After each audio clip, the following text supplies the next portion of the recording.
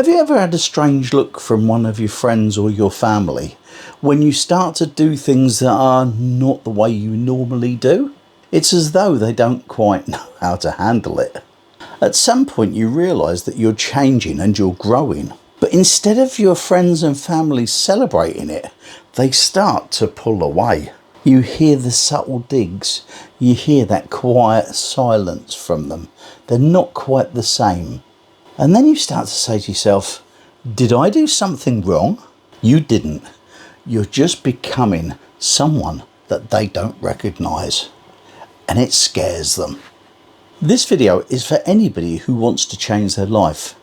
Not because it's trendy and not because somebody told them to, but because the old way wasn't working anymore.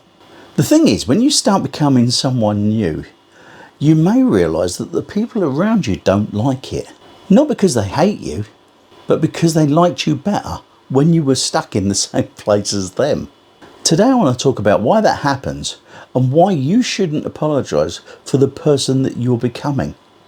The thing is, for many of us, as we reach middle age, those 40s and those 50s, we start to realise that the things that have happened along the way haven't been helping us, and we need to change some things in order for us to start achieving the things that we want to achieve in life.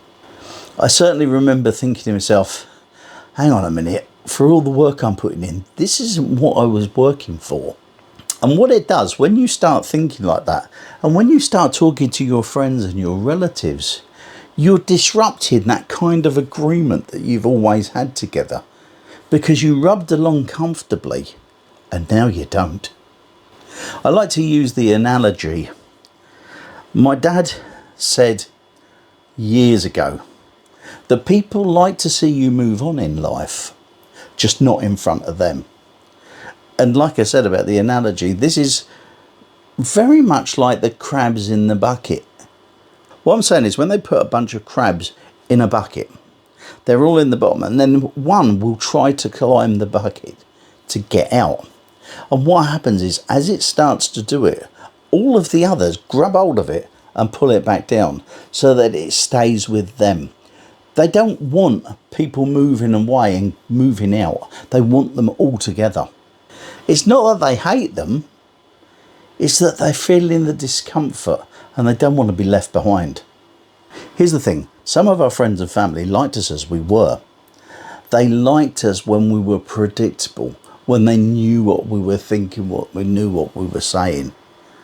But the minute they don't like it. And it's not because they hate us, it's because we're making them feel uncomfortable. And sometimes, it's because they feel like you're abandoning them. Where you were comfortable before, it's like you're moving on and they're not. And that worries people. Let me give you some examples. Choosing sobriety makes other people think about their own drinking patterns. Leaving a job or a relationship that other people tolerated is also just like that, because it makes others think about their dissatisfaction with the lives that they're in as well, and that makes them uncomfortable. I know for a fact when my marriage was breaking up, people were coming up to me and saying, don't leave, stay as you are, work on it, work and do this and do that. What they didn't understand is we'd been working on it and I wasn't happy, and they would have been happier for me to live a life of unhappiness just because it didn't make them feel uncomfortable. But what happens is, when they do that, you can tell because their tone changes. They start to step back from you a little bit, and then you hear about the criticisms from somebody else. You see, changing your life doesn't mean that you've become somebody else. What it actually means is that you're becoming more of yourself, the self that you are now. And that's nothing to be ashamed of. Acknowledge that the guilt that you're feeling does come when you start to outgrow people and different roles, because you're changing into the person that you want to be, as is your right. But you don't have to feel guilty about it. You're not being selfish for wanting more, you're just being honest. What you've got to do is you've got to understand that when you change and you're starting to move on, some things are going to happen. Firstly, you're going to be misunderstood by a lot of people. They thought they knew you.